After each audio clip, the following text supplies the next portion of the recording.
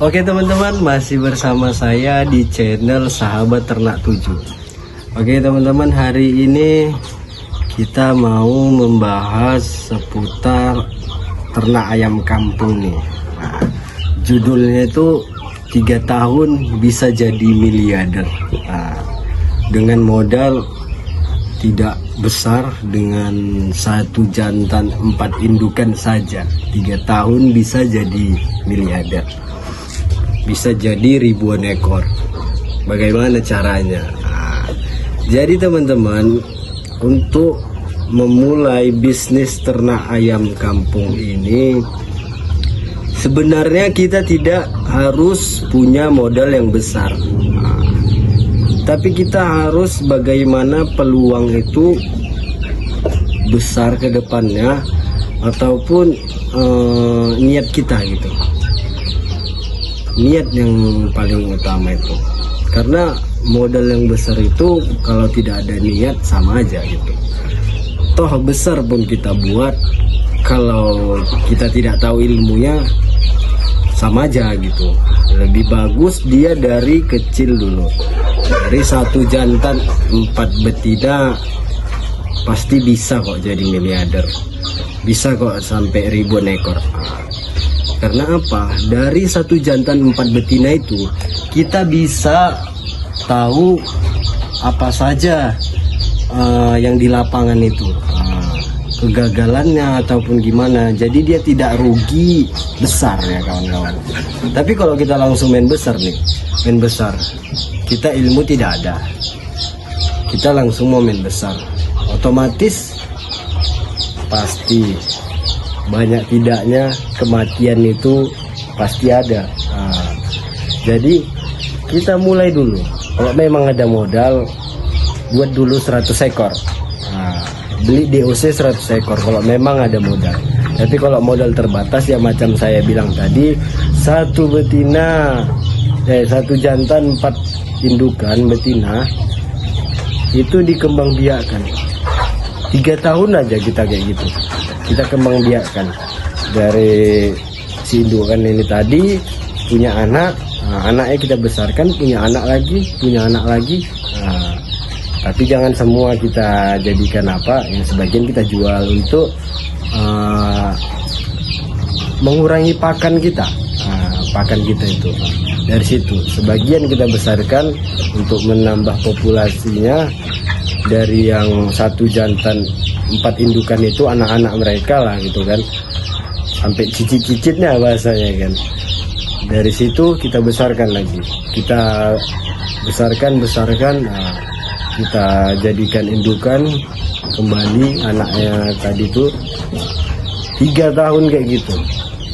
Saya jamin 1000 ekor lebih punya kalian, karena 1 betina itu dia masa bertelurnya itu 70 sampai 80 butir 1 betina. 4 betina berarti berapa itu? 160 kalikanlah, kali 70 aja lah, 70 kali 4 140, dia 2 betina kan, berarti 280 butir. 280 butir dalam setahun lah, dalam setahun.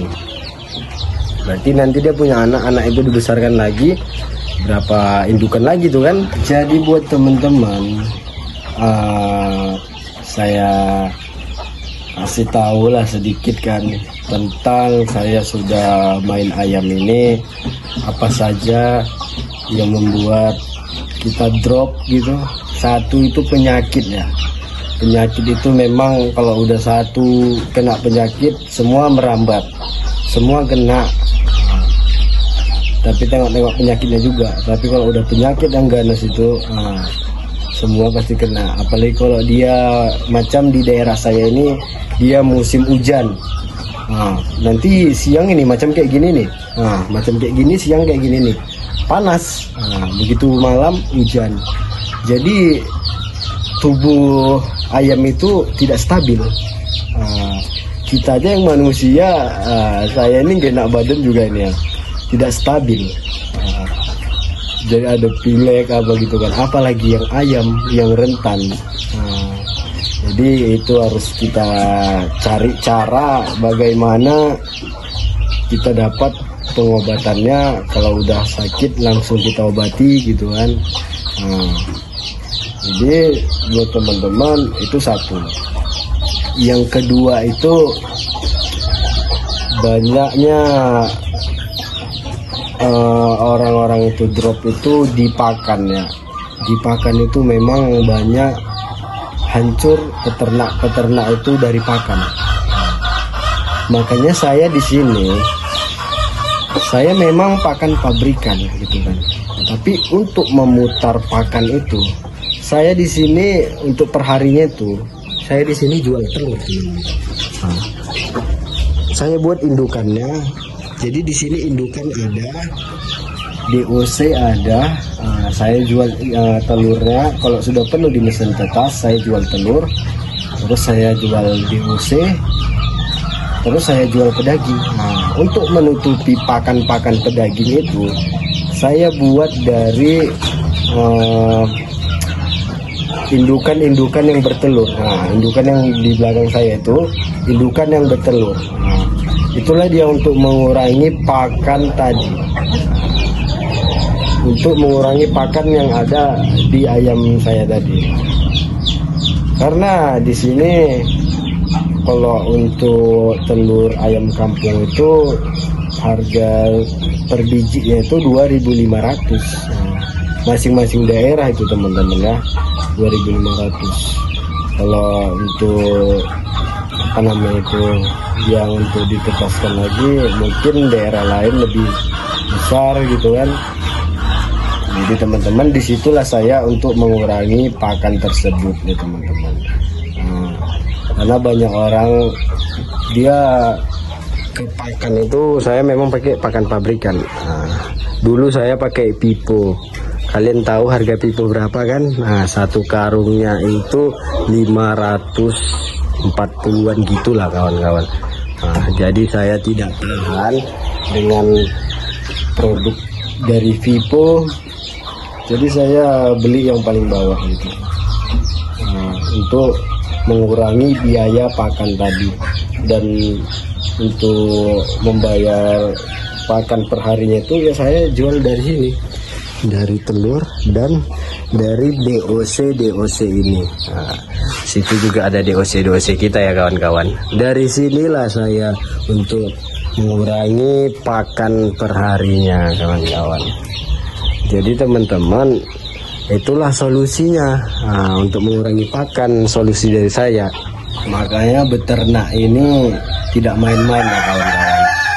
Kalau ada yang bilang alah hanya ternak ayam, coba tes dia suruh ternak ayam sebanyak ratusan ekor saja, tidak usah sampai 1.000 ekor, ratusan ekor saja. Sanggup enggak dia dengan kerugian dari pakan gitu, dari ayam yang sakit mati gitu. Jadi teman-teman, orang hanya pandai berkata-kata aja. Ada lagi yang, saya bukan mengecilkan yang kuliah di peternakan gitu kan.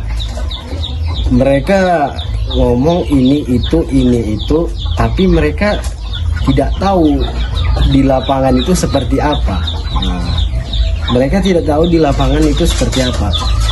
Kalau di kuliah itu kan hanya teori yang kita dapat, hanya teori. Yang lebih tahu itu kan orang lapangan. Jadi jangan mengajarkan orang lapangan itu seperti ini, seperti itu. Dia sudah terjun, dia sudah bahas haluan. Sementara yang S1 mungkin di dunia peternakan, dia belum terjun ke situ. Dia hanya tahu teori kayak gini. Nggak bisa kayak gitu, kita bisa bangkrut. Kalau hanya teori yang dia dapat, pakannya ini bisa cepat besar, tapi di lapangan itu kan terlalu mahal. Sementara Apa iya gitu kita mau beternak ini hanya capeknya saja?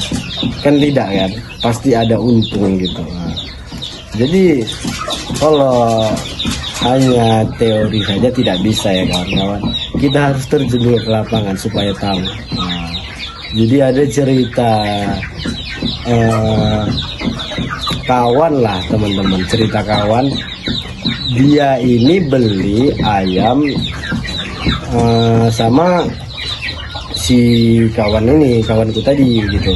Dia beli ayam tapi udah dibilang pakannya ini bang, tapi dia ngeyel karena dia merasa lulusan peternakan. Nah, dicoba dia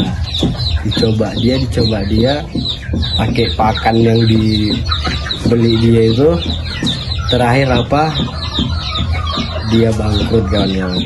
Karena apa? Karena dia merasa dia itu lebih tahu daripada orang yang di lapangan. Nah, sementara dia baru mulai, dia hanya tahu teori. Tidak bisa kawan-kawan, di peternakan ini tidak bisa anggar ilmu, harus terjun juga. Nggak bisa kita anggar ilmu teori gitu, harus terjun ke lapangan. Nah, kalau punya ilmu teori oke, bagus, saya akui bagus, tapi terjun dulu, jangan tidak mendengarkan apa kata orang. Orang sudah merasakan pahitnya kita bilang ya, sudah merasakan pahitnya gimana gitu. Jadi teman-teman, inilah kandang-kandangku teman-teman. Aku selalu membersihkannya karena biar tidak datang penyakit. Aku selalu bersih kawan-kawan supaya penyakit pun tidak datang. Inilah kandang-kandangku. Sana itu indukan, belakangnya juga ada indukan itu. Di sini juga indukan kawan-kawan. Nah, dan kalau kalian mau pakai mesin tetas juga bagus kan kawan. Nah, aku ini pakai mesin tetas. Nah, itu udah ada yang netas tuh. Makanya kita sebenarnya kita perlu juga minta pendapat dari orang, ngambil ilmu dari orang. Kita perlu, jangan kita sok ilmu kita lebih tahu dari orang. Jangan, kalau kita baru mulai jangan, biarkan dulu, kita cari dulu ilmu sama orang. Nah, jangan kita hanya anggar ilmu kita, nggak bisa, orang luar terjun ke lapangan. Jadi kalau kita baru mulai jangan kita soal aku kayak gini kok, aku udah tahu kayak gini, tapi kita belum pernah mulai. Nah, walaupun kita lulusan peternakan, tapi kita harus coba dulu, tanya orang lapangan ini gimana, udah dapat dari orang lapangan, coba kita cari lagi. Oh iya ya, pasti kayak gini, dia bilang kayak gini karena ini segini, ini nanti kayak gini apanya kerugiannya, kalau aku buat kayak gini nanti rugi kayak gini. Jadi orang lapangan itu nggak pernah dia mau ngasih tahu orang itu tidak benar, karena dia sudah merasakan kesulitan itu. Ketika kesulitan itu dia merasakan, meraba, cari sana sini pengetahuan itu dari orang-orang. Jadi kawan-kawan tetap semangat. 1-3 tahun bisa jadi miliarder, punya ratusan atau ribuan ayam. 3 tahun dengan hanya 1 ekor jantan dan 4 betina. Tapi ada tapinya, harus sabar. Tapi harus sabar. Oke teman-teman, semoga yang saya kasih tahu ini, yang saya berikan ini bermanfaat. Semoga kalian bisa yang baru mulai bisa berkembang terus. Intinya sabar, konsisten. Yang penting kalian tekunin saja. Cintai apa yang kalian lakukan, bisnis yang kalian lakukan, cintai dulu. Karena kalau kita nggak mencintai, itu bisa sehari atau sebulan, 3 bulan udah bosan itu pasti. Tapi kalau kita cintai, kayak kita rawat macam anak sendiri gitu. Nah, bahasanya kayak gitu. Nah, kita rawat macam anak sendiri, pasti berhasil itu. Insya Allah berhasil. Oke teman-teman, hanya ini saja yang bisa saya kasih. Semoga bermanfaat. Kalau ada kurangnya, saya mohon maaf. Nah, jadi buat kalian tetap semangat, yang macam saya bilang tadi, tetap sabar, konsisten. Oke, jangan lupa di like ya, di like, di komen, di share, kasih tahu ke teman-teman lainnya. Salam peternak.